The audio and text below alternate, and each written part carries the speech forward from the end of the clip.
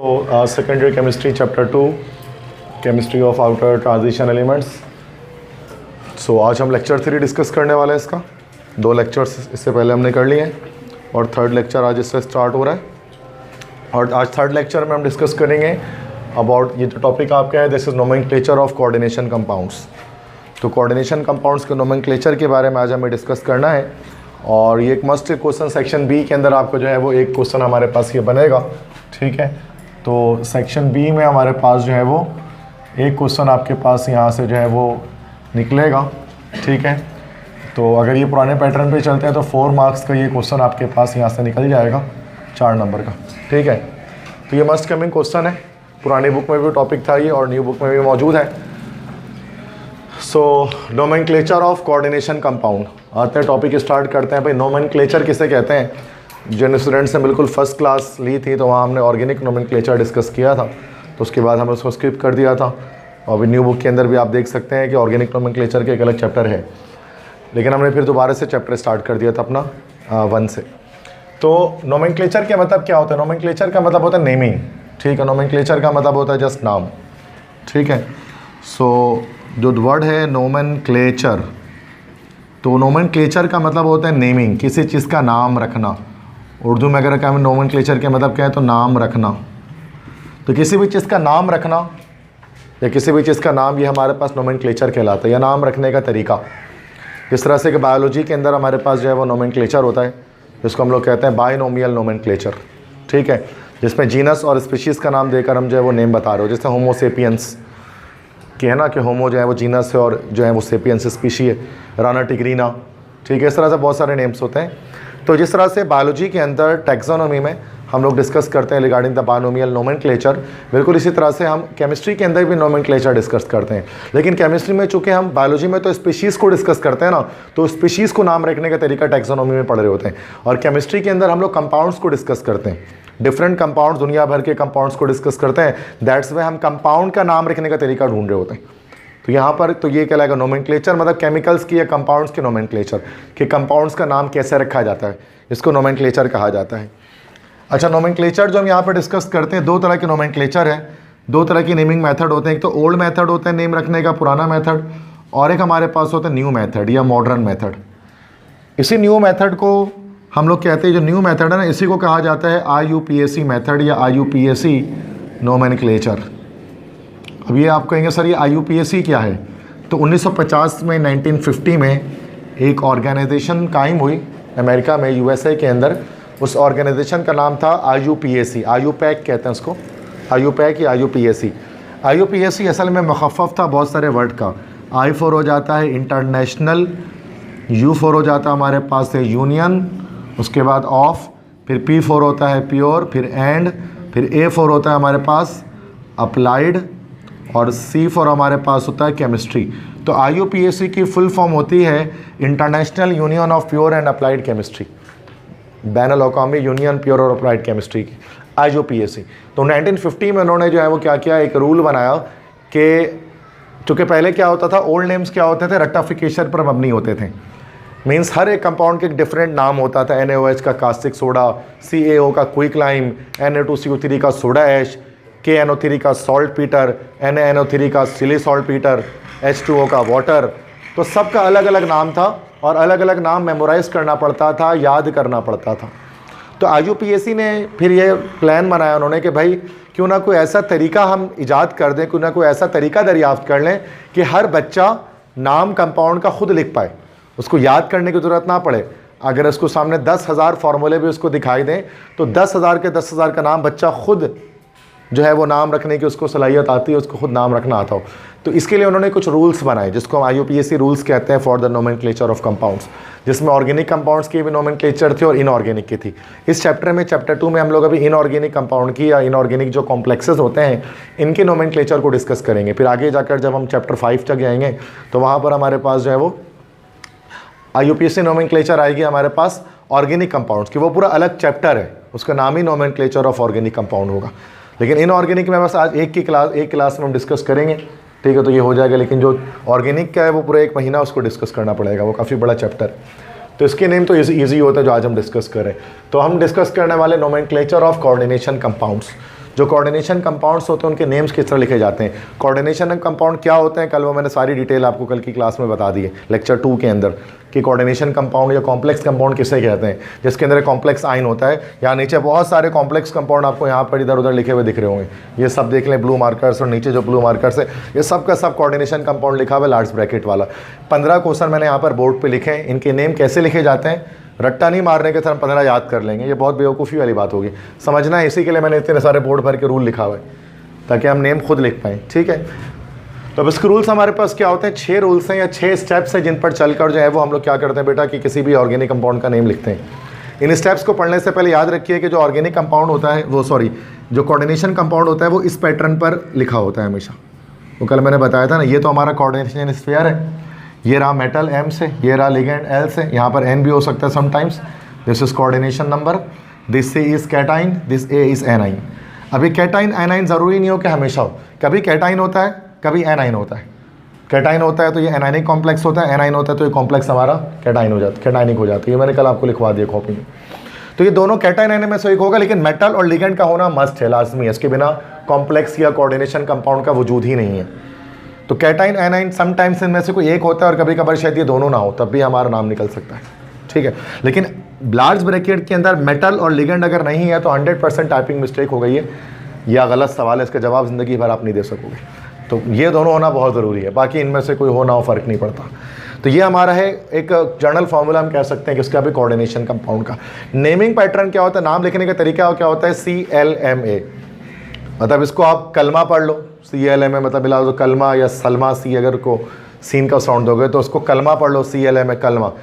तो कलमा के ज़रिए उसको लिखा जाता है। कलमा से मुराद पहले कैटाइन का नाम, फिर लिगेंड का नाम, फिर मेटल का नाम, फिर एनाइन का नाम, ये एक सीक्वेंस होती है। कलमा याद रख लो, कलमा बोलो मुझसे तो CLMA, cation ligand metal A9, तो कलमा याद रखोगे तो उस नेम से लिखा जाएगा। ठीक है, ऐसे मैं ट्रिक बता रहा हूँ कि कैसे याद रखना है, आगे पीछे को करोगे ना अगर इस पैटर्न को तो फिर नेम गलत हो जाएगा। ठीक है, और यहाँ पर देखिए क्या लिखा मैंने, यूज़ ओनली स्मॉल लेटर्स, सिर्फ स्मॉल लेटर्स लिखेंगे, कैपिटल लेटर कभी नहीं लिखते हैं, चाहे ऑर्गेनिक नोमेनक्लेचर हो चाहे इनऑर्गेनिक नोमेनक्लेचर हो, हमेशा स्मॉल लेटर्स का इस्तेमाल करेंगे। स्टार्टिंग का भी होगा ना वो भी स्मॉल लेटर ही होगा। आप देखेंगे मैं पूरे सवाल 15 के 15 सवाल यहाँ बनाऊँगा, इसमें भी कोई भी हम जो है वो कैपिटल लेटर इस्तेमाल नहीं करेंगे, सारे स्मॉल लेटर, चाहे कुछ भी हो जाए स्मॉल लेटर ही यूज़ कर रहे हैं। ठीक है, उसके बाद no space between words, words के बीच में हम लोग कोई स्पेस नहीं देंगे, स्पेस भी नहीं देना। अगर से आपको थोड़ा सा लगेगा सर ये बड़ा कचरा सा हो गया नाम, ये बड़ा अजीब सा लग रहा है, मतलब चूँकि जाहिर सी बात है ना, हमें स्पेस देने की आदत है। अगर हम 2 वर्ड्स के बीच स्पेस नहीं देंगे तो हमें लगता है यार ये तो बड़ा अजीब सा लग रहा है, मतलब चेकर नंबर ना काटे। लेकिन यहाँ तो बेटा रूल में है IUPAC के, हम स्पेस नहीं देते हैं। तो जब भी नेम लिखेंगे चाहे कितना भी लंबा 2 लाइन का भी नाम चल जाएगा ना तो स्पेस नहीं आएगा बीच में कहीं पे भी। ठीक है, ये रूल है, तो ये चीज़ याद रखें। अब उसके बाद आते हैं स्टेप बाय स्टेप, देखते हैं कि क्या किया जाता है। सबसे पहले name the cation if cation is present, अगर कैटाइन मौजूद है तो सबसे पहले कैटाइन का नाम देना है। पहले मैं क्वेश्चन उठा लेता हूँ, फिर उसके लिहाज से आपको रूल्स बताते हुए चलता हूँ। ठीक है, ये तो मिटा दो ना उसको ग्रीन से जो लिखा हुआ है, उसको तो मसला नहीं है कोई। ठीक है,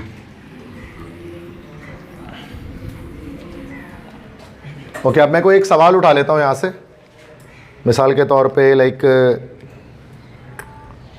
ये क्वेश्चन उठाता हूँ 3rd। ठीक है, 3rd वाला क्वेश्चन पहले बना देता हूँ।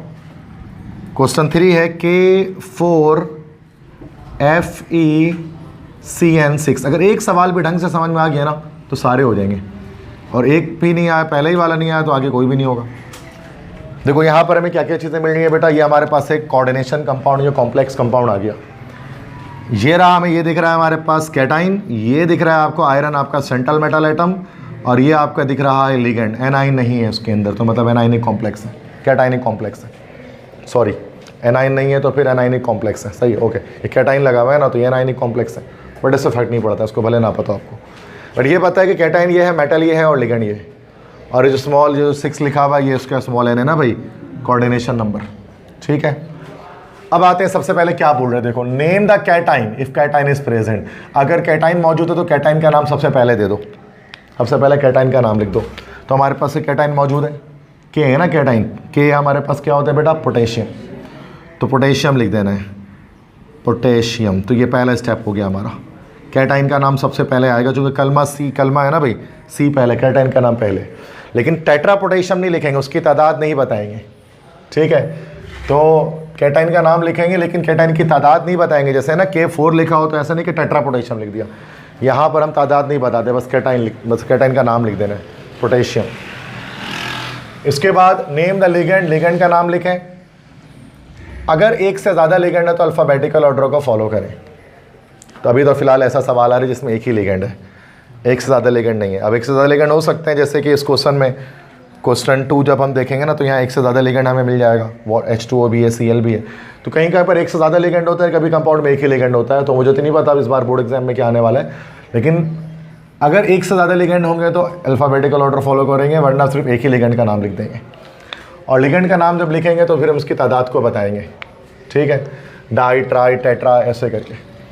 जैसे अब देखो ये CN है, अब CN का कल मैंने लिगेंड्स के नाम आपको लिखवाए थे सारे, तो CN में मैंने आपको लिखवाया था सैनो, ये कल की बात है, कल जो हमने जो लेक्चर लिया था ना, लेक्चर 2, उसके अंदर हमने डिस्कस किया था लिगेंड्स के नाम। वो पूरी चार्ट आपने बनाई हुई है, वो ऐसे ही नहीं बना दी, उसमें तावीज़ नहीं है कोई कि बरकत नहीं आएगी घर में उसको रखने से, उसको पढ़ना होगा, उसको याद करना होगा, बरकत के लिए नहीं लिखवाया वो, ठीक है।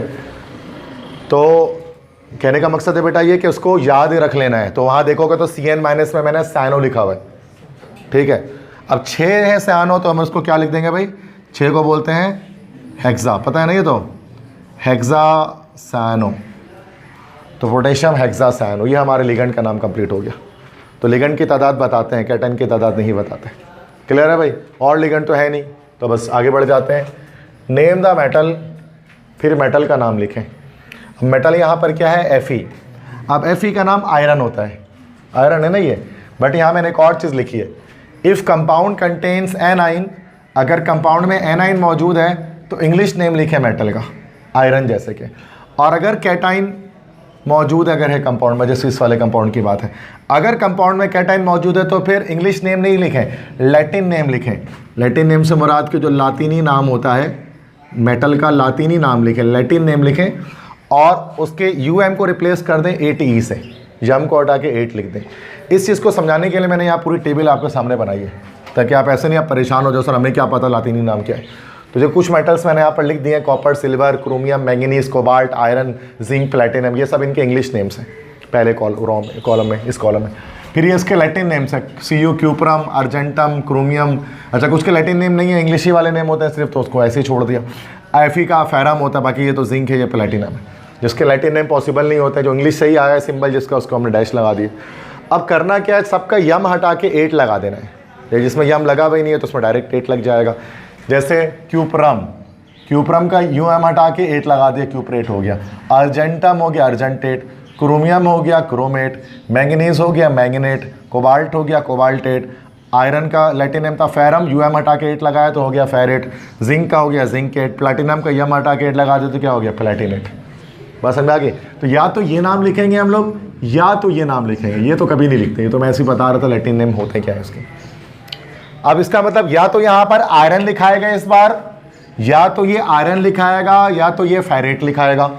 इट डिपेंड्स कि आपके पास कैटाइन है कि नहीं है। कैटाइन है ना भाई हमारे कंपाउंड में, तो इसका मतलब आयरन नहीं लिखाएगा, फेरेट लिखाएगा, ठीक है। तो पोटेशियम हेक्सा सैनो फेरेट, समझ में आ गई बात। अभी कोई भी सवाल इस तरह के रूल लगाने हो गया भाई। थर्ड स्टेप भी हो गया। पहले फर्स्ट स्टेप में कैटाइन का नाम लिखा, सेकंड स्टेप पे लिगेंड का नाम लिखा, थर्ड स्टेप पे मेटल का नाम लिखा। अब फोर्थ स्टेप पे क्या बोल रहे हैं हमसे कि right the oxidation number of metal in Roman number inside small bracket. अब क्या करें, ऑक्सीडेशन नंबर लिखे मेटल का रोमन नंबर में। मतलब क्या करें कि स्मॉल ब्रैकेट इसमें हम लगाते हैं, और स्मॉल ब्रैकेट के अंदर इस मेटल की ऑक्सीडेशन नंबर को लिखो। अब ये है कि ऑक्सीडेशन नंबर आपको निकालना आना चाहिए। ऑक्सीडेशन नंबर निकालने के 2 तरीके होते हैं हमारे पास। ऑक्सीडेशन नंबर निकालने का 2 तरीका होता है, आपने इसको सीखा होगा फर्स्ट ईयर में इलेक्ट्रोकेमिस्ट्री के अंदर, केमिस्ट्री है ना, चैप्टर 12 में, regarding the oxidation number, oxidation state. तो वहाँ पर क्या होता था, 2 तरह से निकालते थे, या तो हम डायरेक्ट कर लेते थे, या फिर हम उसको सॉल्व करके सिंप्लीफाई करके करते थे, जैसा भी हो। ओके, समझ में आ जाता है। मैं उसको डायरेक्ट कर रहा हूँ, ठीक है ना, चेक करें। तो आयरन का निकालना है Fe का, तो Fe को छोड़ देंगे हम ना, Fe का निकालना है तो बस Fe के ऊपर कुछ नंबर नहीं लगाएंगे। Fe का चूँकि निकालना है तो K का 1 का पोटेशियम। अच्छा, ग्रुप से पता है, प्रोडक्ट टेबल तो नहीं बनाओ ना मैं यहाँ पर, पोटेशियम का, एक पोटेशियम का कितना होता है, पोटेशियम का ऑक्सीडेशन नंबर, वैलेंसी क्या होती है पोटेशियम की, +1 होती है, 1A ग्रुप का एलिमेंट है, सबको पता है। अब जो कि 4 पोटेशियम है तो वैलेंसी क्या हो गई इसकी, +4 हो गई। सेट है भाई। अब CN साइनाइड का मैंने लिखा है आपको कल के -1 होता है साइनाइड पे, तभी मोनोडेंटेट लिगेंड है, -1। और 6 साइनाइड का कितना हो गया, -6। तो -6 और +4 कितना हो जाता है, -2। अब आयरन का निकालना है तो हम एडिटिव इन्वर्स कर देते हैं, तो -2 का एडिटिव इन्वर्स कितना हो गया, +2। तो यहाँ पर इसका मतलब कि 2 इसकी आयरन की ऑक्सीडेशन नंबर है। समझ में कैसे निकाला मैंने ये, इस तरह से हर सवाल में 15 के 15 सवाल में हमें यहाँ पर इसका ऑक्सीडेशन नंबर निकालना पड़ेगा। कोई बहुत मुश्किल बात नहीं है। वैलेंसी थोड़ी सी पता होनी चाहिए यार, वो तो मैं एक्सपेक्ट करूँगा कि आपको पता होनी चाहिए। आई एक्सपेक्टेड, आज वैसे भी टेस्ट है तो ऐसा ऑक्सीडेशन नंबर तो याद करके ही आए होगे। और अगर नहीं पता लग रहा क्या चीज़ है तो पहले टेस्ट में तो 100% फेल हो, ठीक है। अगर आपको ऑक्सीडेशन नंबर ही नहीं पता, चूँकि एक टॉपिक है हमारा इस चैप्टर 1 के अंदर, oxidation number of S block and P block elements, है ना भाई। तो ये चीज़ हम यहाँ पर देख लेते हैं। तो पोटेशियम हेक्सासायनोफेरेट 2, सही है। आगे क्या कह रहे हैं, name the A9 if A9 is present. अब एनाइन है ही नहीं, खत्म ये स्टेप। छठा, राइट आइन at the end if coordination sphere contains a charge.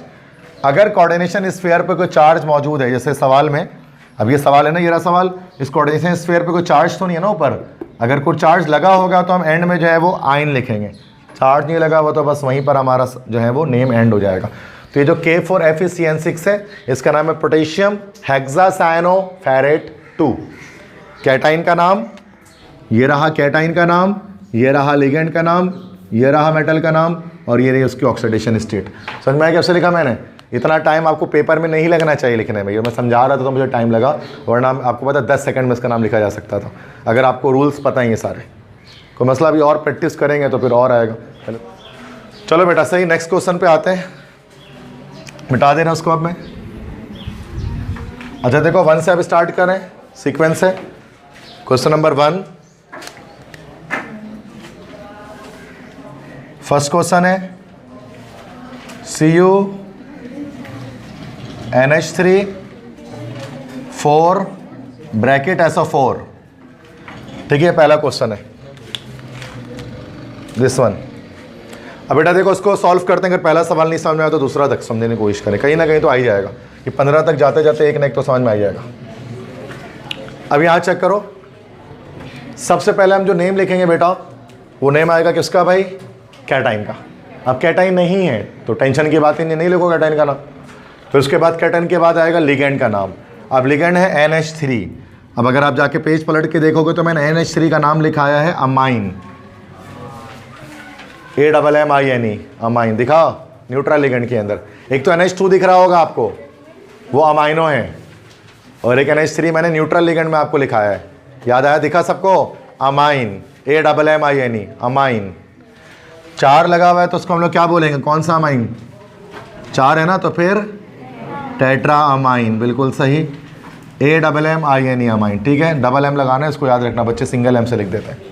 Tetra amine, सही है। इसके बाद आ जाएगा मेटल का नाम, मेटल है Cu। अब या तो इसका नाम कॉपर आएगा या तो इसका नाम आएगा क्यूपरेट। फैसला कैसे होगा, क्या इसके अंदर कैटाइन मौजूद है, नहीं, तो इसका क्यूपरेट नहीं लिखाएगा, इसका नाम लिखाएगा नॉर्मल कॉपर, इंग्लिश में नाम लिखाएगा टेट्रामाइन कॉपर, सही है बेटा। उसके बाद स्मॉल ब्रैकेट में इस कॉपर की ऑक्सीडेशन नंबर, और सबसे लास्ट में क्या आ जाएगा इसके अंदर भाई, एनाइन का नाम SO4। अच्छा वैसे अगर आप SO4 को बच्चे पता है क्या लिख देता, सल्फेटो। चूँकि पेज पलटोगे तो वहाँ पर लिगेंड में SO4 मैंने बाइडेंटेट लिगेंड में चेक करोगे तो मैंने वहाँ पर क्या लिखा हुआ है, SO4 को सल्फेटो लिखा हुआ है, सल्फेटो। तो बच्चा यहाँ पर सल्फेटो लिख देता है, बोलते सर आप ही तो बताए थे सल्फेटो। भाई वो उस वक्त सल्फेटो बोलेंगे जब वो लिगेंड के तौर पे होगा। अभी ये SO4 लिगेंड नहीं है, एनाइन है, तो नॉर्मल नाम आएगा इसका। तो नॉर्मल नाम क्या होता है, सल्फेटो नहीं होता है, इसका नॉर्मल नाम होता है सल्फेट। सही बात है ना भाई। सल्फेटो ये नाम कब आएगा, जब ये लार्ज ब्रैकेट के अंदर होगा, लार्ज ब्रैकेट के बाहर अभी है तो ये तो एनाइन है। अब आ जाओ क्या आएगा इस ब्रैकेट के अंदर, इसके कोऑर्डिनेशन नंबर अब निकालते हैं। ये हमेशा एंड में निकाला करो, ठीक है ना, सुकून से, वरना गलत होता है। सल्फेट SO4 का देखो चार्ज मैंने लिखाया है आपको कल, -2 चार्ज है, NH3 न्यूट्रल लिगेंड है, न्यूट्रल का चार्ज तो कुछ भी नहीं होता, तो 0। ओवरऑल चार्ज अथवा सी कॉपर का निकालना है, सिर्फ -2 चार्ज है पूरा इस पर, तो कॉपर का कितना हो जाएगा चार्ज? बिल्कुल सही कहा आपने, +2। ये हमारे पास इस कंपाउंड का नाम है टेट्रामाइन कॉपर 2 सल्फेट। समझ में आया? आपके सामने को रट के नहीं लिखना नाम है कि सर को याद था, मैं एक एक करके बता रहा हूँ इसका नाम ये क्यों आ रहा है। कोई ये नहीं बोले कि सर आप रट्टा लगवा रहे हैं, ऐसा कुछ भी नहीं है। याद करना से तो मुझे नफरत है, कोशिश करें चीज़ें समझें। एक और देखो क्वेश्चन, सेकंड क्वेश्चन, इसके बाद आएगा, और सारे के सारे सवाल इसी रूल से आ जाएंगे। मजाल है जो रूल हट जाए, फिर आप मुझे बोला सर ये के रूल फेल हो गया आपका, ऐसा कभी नहीं होगा, क्योंकि ये मेरे रूल है ही नहीं। ये रूल तो बना दिया यूपीएससी ने 1950 में, 70 साल से ऊपर हो गया, अब तक चल रहे। अब देखो इसमें 2 लिगेंड की कहानी आएगी, 2 लिगेंड्स विल बी देयर। सबसे पहले कैटाइन है नहीं है, तो लिगेंड पे आओ। अब लिगेंड 2, मेटल एक ही होगा हमेशा, ये मेटल ये रहा, लिगेंड में एक H2O है और एक Cl भी लिगेंड है ना बच्चों। अब पहले, अच्छा H2O का नाम एक्वा, Cl का नाम क्लोरो, तो क्या करेंगे भाई? पहले एक्वा आएगा फिर क्लोरो आएगा, ऐसे ही है ना भाई, अल्फ़ाबेटिकल ऑर्डर को फॉलो करेंगे। अच्छा ये इस साल ऐसा हुआ है, लास्ट ईयर जिस मैं 15 सालों से पढ़ा रहा हूँ, 15 ईयर्स से जो है ना एक रूल ये चल रहा था पुराने बुक के अंदर कि वहाँ, क्योंकि ये रूल्स ना मॉडिफाई हुए हैं सन 2005 के बाद, रूल्स को मॉडिफाई किया है IUPAC ने ना। तो हमारी पुरानी जो बुक थी ना वो 2005 से बहुत पहले पब्लिश हुई थी, तो उसमें क्या था कि ये लिखा, उसमें ये वाला सिस्टम नहीं था। उसमें ये था कि अगर जो है वो न्यूट्रल अगर कॉम्प्लेक्स है तो न्यूट्रल लिगेंड का नाम पहले आएगा, कॉम्प्लेक्स के ऊपर प्लस या माइनस चार्ज लगा है तो नेगेटिव लिगेंड का नाम पहले आएगा। तो थोड़ा सा ना पेचीदा चीज़ थी ये। अच्छा लेकिन मैं वैसे कराता नहीं था उसको ना, मैंने हमेशा से इसको अल्फ़ाबेटिकल ऑर्डर से ही कराया है कि अल्फ़ाबेटिकल ऑर्डर के लिहाज से करें। अगरचे वो रूल लेटेस्ट रूल है 2005 के बाद के, लेकिन हमारे बुक में नहीं था, लेकिन मैंने हमेशा वैसे ही कराया। अब इस साल अच्छी बात तो ये है कि अभी जो न्यू बुक आई है ना उसके अंदर वो लेटेस्ट रूल को ही फॉलो किया गया अल्फ़ाबेटिकल ऑर्डर वाले। वहाँ वो जो सिस्टम था कि भाई न्यूट्रल का नाम पहले आएगा, नेगेटिव का बाद में, या नेगेटिव का पहले न्यूट्रल का बाद में, ये सारे सिस्टम ख़त्म कर दिए गए। और जो अभी 2005 के बाद जो इंटरनेशनल रूल फॉलो हो रहा है वो तो उसके मुताबिक जो है किताब को बनाया गया है। तो ये बड़ा सुकून का सांस बच्चे लेंगे इस वाले रूल पर, वरना बड़े मसले होते थे पहले इस एक रूल पर, तो काफ़ी बच्चे परेशान रहते थे। ठीक है, तो अब इस बार बेहतर हो गया ये। तो बस अल्फ़ाबेटिकल ऑर्डर फॉलो करें बेटा। ये ए से एक्वा, ये सी से क्लोरो, ठीक है, एक्वा और क्लोरो। ए से एक्वा तो एक्वा पहले आएगा। अब 4 लगा हुआ है तो फिर टेट्रा एक्वा। समझ में आ गया बच्चों? तो यहाँ पर नाम लिखते हैं टेट्रा एक्वा, स्पेस देखो कहीं नहीं आएगा, टेट्रा एक्वा। उसके बाद 2 क्लोरीन लगा हुआ है तो क्या हो जाएगा? Die chloro, tetra aqua die chloro. हो गया भाई, लिगेंड का नाम खत्म। अब आ जाओ मेटल। मेटल है Cr और कैटाइन नहीं है तो नॉर्मल नाम Cr का कौन सा? क्रोमियम। ठीक है, क्रोमेट लिखने की कोई ज़रूरत नहीं है, क्रोमियम लिखेंगे और इस तरह से स्मॉल ब्रैकेट छोड़ देंगे। आखिरी में NO3 लगा हुआ है, क्या लिखेंगे? वैसे तो हमने लिगेंड में उसका नाम लिखा हुआ है नाइट्रेटो, तो क्या नाइट्रेटो लिखेंगे क्या? नहीं, फिर क्या नाम होगा उसका? नाइट्रेट, जो उसका नॉर्मल नाम है, क्योंकि एनाइन के तौर पे आ रहा है ना, एनाइन। तो ये है टेट्रा एक्वा डाई क्लोरोक्रोमियम नाइट्रेट। लेकिन अब सिर्फ एक चीज़ बच गई, क्या? Oxidation number. अब वो सुकून के साथ बड़े ठंडे दिमाग का काम होता है, टेंशन में कभी भी नहीं निकलेगा, ऑक्सीडेशन में गलत ही निकलेगा, सुकून से। H2O न्यूट्रल है तो 0, ठीक है। Cl2 क्लोरीन का 1 का -1 होता है तो 2 का कितना हो गया? नाइट्रेट को आप देख सकते हो, पीछे जाकर नाइट्रेट की वैलेंसी मैंने -1 लगाई है। मोनोडेंटेट लिगेंड है ना भाई, NO3 पे देखो माइनस चार्ज लगा हुआ है, नहीं दिख गया? ओके, तो -2 और -1 कितना हो गया? -3। तो क्रोमियम का कितना निकल गया? +3। तो यहाँ पर आ गया 3। तो इस कंपाउंड का पूरा नाम हो गया टेट्रा एक्वा डाई क्लोरोक्रोमियम 3 नाइट्रेट। को मसला? थर्ड क्वेश्चन देखो हमने बना लिया है, K4 वाला ना, तो थर्ड नहीं बनाऊंगा, फोर्थ पे आऊँगा। फोर्थ क्वेश्चन देखो, इतना बड़ा कुछ लिखा हुआ है, पता नहीं क्या। ये PT लिखा हुआ है, NH2 और ये CH2 और ये CH2। अच्छा बता, मैं आपके उसकी बात कर रहा हूँ, लाइक के आप जब इस सवाल को देखो वो बोलोगे पता नहीं क्या लिखा हुआ, मुझे तो पता है। ओके सही है, इस क्वेश्चन को करते हैं जरा। अब यहाँ पर अब अगर आप इसको देखें, सो सबसे पहले तो हम देखेंगे लिगेंड हमारा ना, कैटाइन तो है नहीं, लिगेंड। अब इतना बड़ा लिगेंड यहाँ से लेकर यहाँ तक स्मॉल ब्रैकेट के अंदर लिगेंड लिखा हुआ है। अच्छा आप देखो तो ये लिगेंड का ना पूरा स्ट्रक्चर ड्रॉ किया हुआ है उन्होंने। आप पीछे जाओगे ना पिछले पेज पे, तो वहाँ देखो न्यूट्रल लिगेंड में मैंने आपको एक लिखाया है नाम, इथाइलाइन डाइअमाइन। क्या उसका यही स्ट्रक्चर यही है ना भाई, इथाइलाइन डाइअमाइन, EN जिसको लिखा हुआ है ना। तो ये असल में इथाइलाइन डाइअमाइन है।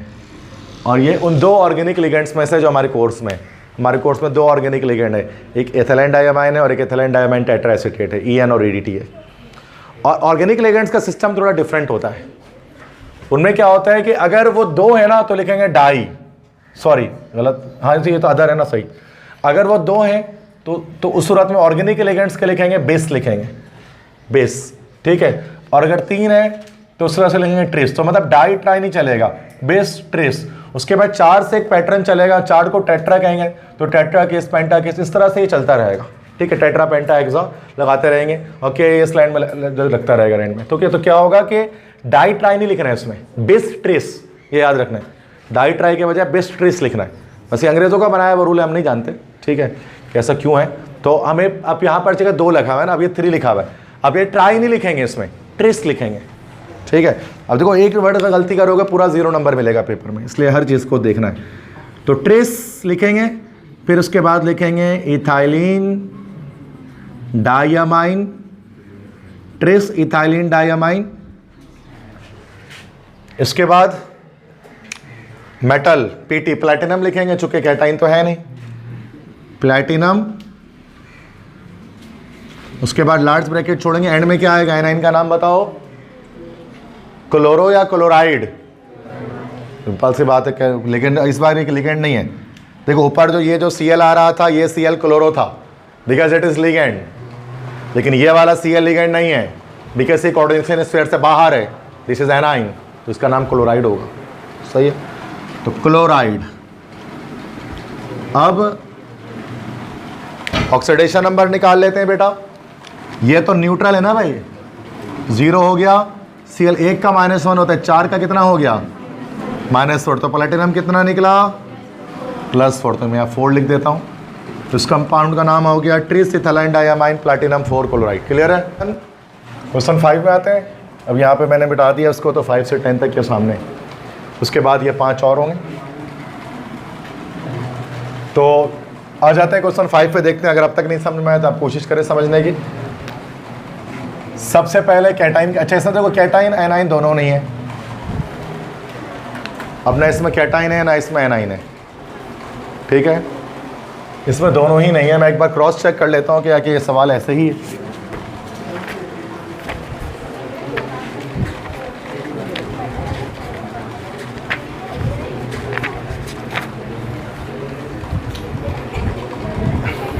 यस, ठीक है। इसमें ना कैटाइन है ना एनाइन है। मैंने बताया था बेटा दोनों में से कोई एक होगा, क्या पता दोनों ही ना हो। ये वो सवाल आ गया। अब ज़रा देखें, कैटाइन का नाम नहीं आएगा, लिगेंड का नाम आएगा। लिगेंड इस वक्त 2 है बेटा। ए से ये हमारे पास हो गया अमाइन, और ये हमारे पास कौन सा ग्रुप है, नाइट्रो, है ना बेटा। नाइट्रो लिखा हुआ है ना नाम, NO2 नाइट्रो होता है। तो सबसे पहले किसका नाम आएगा, अमाइन का नाम आएगा। और 3 है तो सूरत में क्या कहेंगे, ट्राई अमाइन।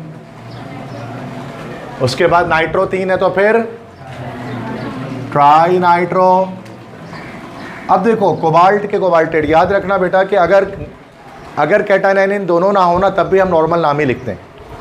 मतलब सिर्फ और सिर्फ जो है ना, वो कैटाइन जब आएगा ना तो उस सूरत में 8 आता है।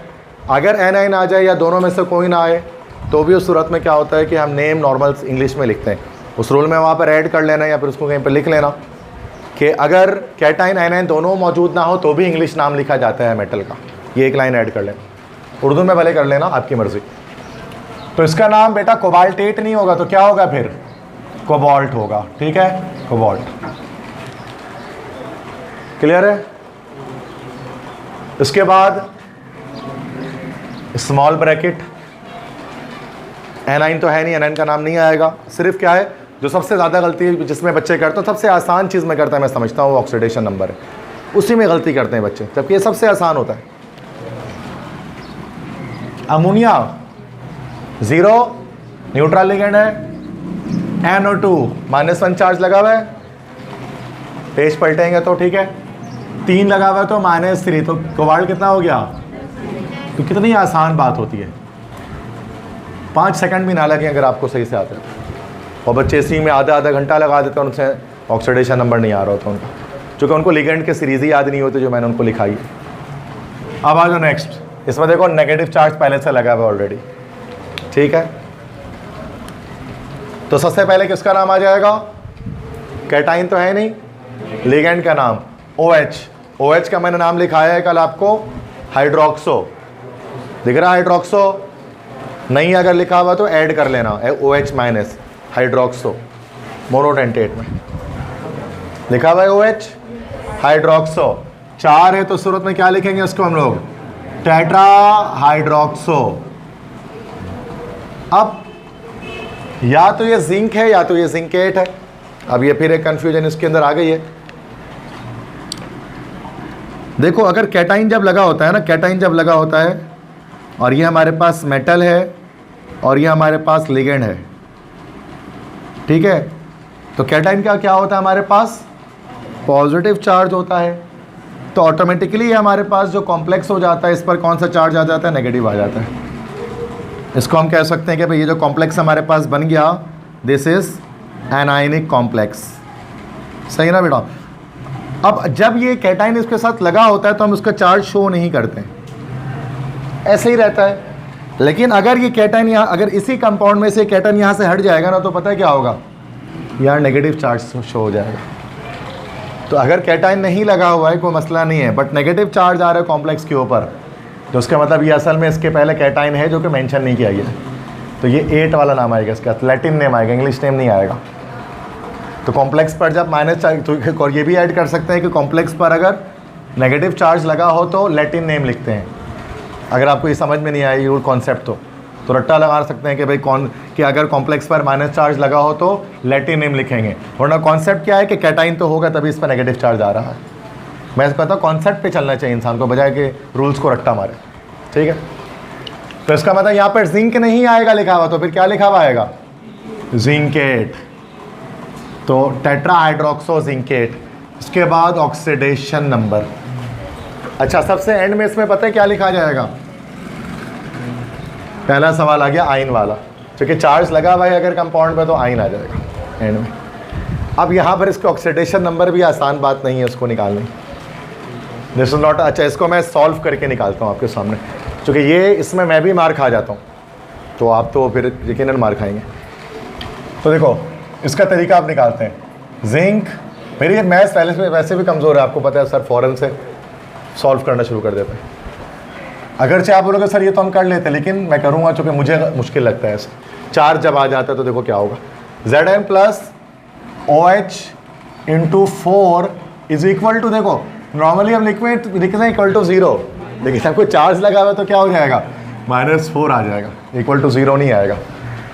अब आ जाओ, जिंक है और OH का एक का -1 होता है ना भाई, into 4 equal to -4, zinc -4 equal to -4, ये तो 0 हो गया ना? क्या 0 निकल गया? 0 निकल रहा है पक्का? तो उसका मतलब यहाँ पर तो 0 ऑक्सीडेशन नंबर भी आ सकती है। यहाँ पर अगर 0 निकलेगा तो इधर पर 0 लगा देंगे, तो टेट्रा हाइड्रोक्सो जिंकेट 0 आयन। 0 भी निकल सकता है, आपको सामने निकला है, चेक करें। तो कैसा मसला नहीं कि 1 2 3 निकले, हमेशा 0 भी निकल सकता है। तो निकल कर आया, समझ गए? हर सवाल में देखो रूल कुछ ना कुछ घुमा रहे हैं बच्चों को परेशान करने के लिए, इसलिए मुझे सारा करना पड़ेगा, तो आपको पूरा आएगा समझ में। नेक्स्ट देखो क्वेश्चन 7। अब देखो यहाँ पर लिगेंड आ गया EN ट्वाइस। EN का नाम क्या है फुल नेम? इथाइलाइन डायमाइन। देखो इस सवाल में स्ट्रक्चर दिया और इस सवाल में EN लिख दिया, तो ये भी इथाइलाइन डायमाइन है और ये भी इथाइलाइन डायमाइन है, और 2 लिखा हुआ है, तो चूंकि ऑर्गेनिक लिगेंड है तो क्या आ जाएगा? डाई नहीं आएगा, बिस आएगा। तो बिस इथाइलिन डायमाइन, बिस इथाइलिन डायमाइन, ठीक है, ओके सही है। अब Cu, कॉपर के क्यूपरेट, एक मिनट देखो ज़रा, अभी जवाब नहीं देना। देखो ये हमारे पास मेटल लगा है, ये हमारे पास लिगेंड है, और मान लेते हैं यहाँ पर एनाइन लगा होता तो इंग्लिश नेम आता। एनाइन पे कौन सा चार्ज होता है? तो अंडरस्टूड इसके ऊपर कौन सा चार्ज आ गया फिर? तो अगर ये ऐसे लिखा हुआ है तो भी ये वही वाला केस है ना। तो क्या मतलब इंग्लिश नाम के लैटिन नेम, इंग्लिश नेम आएगा, बिल्कुल सही। नेगेटिव चार्ज आता है तो लैटिन नेम आएगा, पॉजिटिव चार्ज पे नहीं आएगा। अगरचे आप बोलोगे सर इस पे तो पता नहीं लग रहा, तो इस पे नेगेटिव चार्ज पे हमने 8 लगाया, और पॉजिटिव चार्ज का मतलब यही है कि इसके बराबर में एनाइन है, बट उन्होंने छुपा लिया या हटा लिया। सही है, तो क्या नाम हो जाएगा इसका? तो बिस इथाइल डायमाइन क्रोमियम, कॉपर के क्यूपरेट क्या होगा? कॉपर के क्यूपरेट कॉपर होगा, बिल्कुल सही जवाब, कॉपर। और कॉपर लिखने के बाद ऑक्सीडेशन नंबर लिखेंगे, और सबसे एंड में क्या लिख देंगे हम लोग? आयन लगा देंगे। अब ऑक्सीडेशन नंबर निकालते हैं, देखो फिर से निकालना पड़ेगा, तो मैं तो नहीं निकाल सकता ऐसे, मेरे अंदर तो इतना दम नहीं है, तो मैं निकाल लेता हूँ। Copper plus EN multiply by 2 equal to +2, 0 नहीं, इक्वल टू +2। EN का 0 होता है, Cu plus 0 into 2 equal to +2, तो Cu क्या आ गया हमारा पास? प्लस का 2 ही आएगा डायरेक्टली। जैसे यहाँ से भी निकाल सकते थे कि सर इसका 0 होता तो ये +2 ही आया ना निकल के, बट ऐसे ही मैं बता रहा हूँ कि जिसको नहीं आता ऐसे देखना तो वैसे कर ले, लेकिन पेपर में आपको शो नहीं करना है। अगर रफ में करके तो मिटा देना है। ये जो फर्स्ट ईयर वाले काम है जो सेकेंड ईयर में आप नहीं करते, ठीक है। तो यहाँ पर हम लगा देंगे 2। समझ में आया सबको? नेक्स्ट क्वेश्चन देखो, क्वेश्चन 8। दोबारा से बेटा दोबारा से 2 लिगेंड है, एक्वा और क्लोरो। पहले किसका नाम आएगा? एक्वा। 5 है तो 5 को क्या बोलते हैं पता है? पेंटा एक्वा। Cl 1 है तो फिर बस मोनो बोलेंगे जरूरत नहीं, जस्ट क्लोरो, मोनो क्लोरो बोलेंगे जरूरत नहीं है, क्लोरो। प्लैटिनम के प्लैटिनेट, प्लैटिनम आएगा जो कि एनाइन लगा हुआ है, दिख रहा है सबको एनाइन? ओके, बिल्कुल सही, प्लैटिनम। उसके बाद क्या लगा दो बेटा? Small bracket NO3। क्या नाम है NO3 का? अभी तो लिखा है यार वहाँ पे। शॉर्ट टर्म मेमोरी लॉस के पेशेंट हो तुम लोग सारे, ये लिखा हुआ है नाइट्रेट। फिर से मैं रहमतचौक कैंपस में हूँ, बच्चे जानते हैं, ठीक है। तो यह पता ही नहीं वहाँ लिखा हुआ है जबकि नाइट्रेट है। तो NO3 नाइट्रेट, तो ट्राई नाइट्रेट लिखें क्या? 3 नाइट्रेट, ट्राई नाइट्रेट लिखें क्या? नहीं, कभी भी कैटायन आयन की तादाद नहीं बताएंगे, तो बस नाइट्रेट। सही है। अब आ जाओ ऑक्सीडेशन नंबर। इसका तो 0, ये -1, 1 का -1 होता है, 3 का कितना हो गया? -3 -1 -4, तो कितना निकल गया? प्लैटिनम +4। समझ में आया सबको? Next question. सबसे पहले किसका नाम? लिगेंड का नाम क्या नाम है? लिगेंड का तुम लोग भी बोल दो, जोर से बोल दो। अमाइन है ना, ये 4 अमाइन है तो क्या हुआ? Tetra amine. तो जरूरत बोलो ताकि मुर्दों को पढ़ा रहा हूँ ये पता ना लगे, जिंदों को पढ़ा रहा हूँ। Tetra amine, okay. उसके बाद क्रोमियम या क्रोमेट? क्रोमियम, बिल्कुल वही ऊपर वाली, ये वाला केस है, ये वाला केस, क्रोमियम। उसके बाद स्मॉल ब्रैकेट छोड़ दें, आखिरी में आयन आएगा। यस, आयन आएगा। अब ऑक्सीडेशन नंबर डायरेक्ट निकाल लेते हैं इस बार, अब थोड़ा कॉन्फिडेंस आ गया मेरे अंदर। तो ये 0 हुआ तो वो +3 निकल के आएगा अगर हम सॉल्व करेंगे तो, जैसे ऊपर हुआ था, ठीक है। अब तो आ सकता है ना डायरेक्ट, ओके। मसला नेक्स्ट देखो, लास्ट क्वेश्चन यहाँ पर, क्वेश्चन 10। सबसे पहले, अच्छा इस बार दोबारा देखो, अब आया फाइनली बहुत देर के बाद एक कैटायन आया, K2। तो क्या लिखेंगे? डाई पोटेशियम या पोटेशियम? पोटेशियम लिखेंगे, डाई तो लगाएंगे नहीं। यहाँ लिखा हमने पोटेशियम। कौन सा लिगेंड लगा हुआ है? साइनो। कौन सा साइनो? 4 लगा हुआ है तो टेट्रासाइनो। कॉपर के क्यूपरेट, अब आएगा क्यूपरेट, चूंकि कैटायन आ गया क्यूपरेट, बस आगे आयन तो आएगा नहीं अब, चूंकि अब तो चार्ज नहीं है। ऑक्सीडेशन नंबर निकाल लेते हैं, ये -4 और है ना, और पोटेशियम के 1 का +1 होता है, 2 का कितना हो गया -4 + 2 -2, तो क्या निकल कर आया +2। क्लियर है? ओके, इसके बाद क्वेश्चन नंबर 11 चेक करें। AlF6 -3। तो देखिए यहाँ पर ब्रैकेट नहीं लगा हुआ बट इससे फर्क नहीं पड़ता। तो मेटल 1 होगा, मेटल तो एल्यूमिनियम दिख रहा है आपको शुरू में स्टार्ट में, बाकी जो फ्लोरीन है वो असल में लिगेंड है।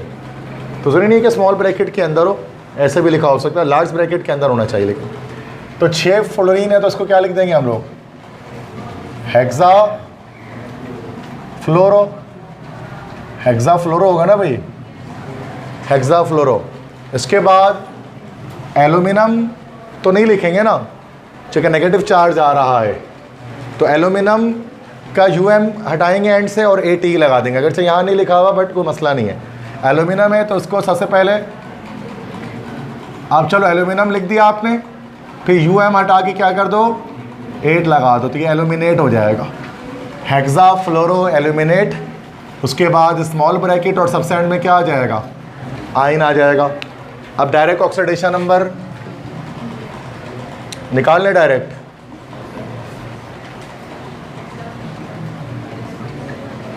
नहीं, डायरेक्ट नहीं निकालेंगे। Al + F × 6 = -3। Al + -1 × 6 = -3। Al - 6 = -3। Al -3 + 6 कितना निकला एल्यूमिनियम +3। सही है, तो यहाँ पर 3 आ जाएगा। क्लियर है भाई? नेक्स्ट क्वेश्चन देखें। सबसे पहले कैटाइन का नाम तो क्या आ जाएगा, सोडियम। 4 OH है तो क्या हो जाएगा, अब तो पता है ना, टेट्रा हाइड्रोक्सो। PT है, प्लैटिनम या प्लैटिनेट, जो कैटाइन आया हुआ है तो क्या नाम हो जाएगा, प्लैटिनेट। उसके बाद ऑक्सीडेशन नंबर -4 हुआ यहाँ पर और ये +2 हुआ, तो +2 आएगा इसका सोडियम का, तो डायरेक्ट लिख देता हूँ 2, चूँकि अब तो आ गया करना तो आपको टाइम नहीं लगेगा इसमें। नेक्स्ट देखो क्वेश्चन 13। सबसे पहले कैटाइन का नाम, कैटाइन क्या है, के क्या होता है हमारा, पोटेशियम। साइनो है CN और NO है ये, देखो एक होता है NO3 नाइट्रेटो, एक होता है NO2 नाइट्रो, एक होता है NO, ये मैंने आपको न्यूट्रल लिगेंड में लिखवाया है, नाइट्रोसिल लिखा हुआ है, CO कार्बोनिल और NO नाइट्रोसिल। तो ये धोखा नहीं खाना, ये नाइट्रो या नाइट्रेटो नहीं है, नाइट्रोसिल है, ये न्यूट्रल लिगेंड है ये। तो N से नाइट्रोसिल और C से सैनो, पहले क्या आएगा सैनो। 5 है तो क्या हो जाएगा पेंटासैनो। NO क्या हो गया हमारा नाइट्रोसिल। आयरन के फेरेट लिखा और स्मॉल ब्रैकेट छोड़ दी हमने ऑक्सीडेशन नंबर के लिए। ये +2 हुआ बेटा, आयरन का निकालेंगे, -5 हुआ, ये 0 हुआ, न्यूट्रल है, -5 + 2 3 हुआ। क्लियर है? नेक्स्ट क्वेश्चन, दोबारा ये सवाल, कैटाइन तो है नहीं, लिगेंड है, अमाइन 4 लगा हुआ तो फिर टेट्रा अमाइन। जिंक या जिंकेट, जिंक, बिल्कुल सही, जिंक। ऑक्सीडेशन नंबर डायरेक्ट 2 लिख के आइन लगा दें, ये 0 आ रहा है ना इसका, तो सही है। लास्ट क्वेश्चन आज का, SCN। अच्छा SCN मैंने लिखा है क्या, लिखा है, क्या नाम दिया पता है, थायोसायनो। 4 है तो क्या हो जाएगा टेट्रा थायोसायनो। अब या तो निकल या तो निकलेट, निकलेट होगा ना, आखिरी में 8 लगाएंगे, वैसे निकल होता है ये इंग्लिश नेम में, निकलेट। और ऑक्सीडेशन नंबर कुछ भी आएगा आइन लगा देंगे। तो निकाल लेते हैं, nickel plus SCN multiply by 4 = -2। Nickel plus SCN का होता है -1 × 4 = -2। Ni -4 = -2। Ni = -2 + 4, Ni = +2। यहाँ 2 आ जाएगा, समझ में आ गया सबको। This is called nomenclature of coordination compounds. तो 15 सवाल करा दिए, अब तो आ ही गया।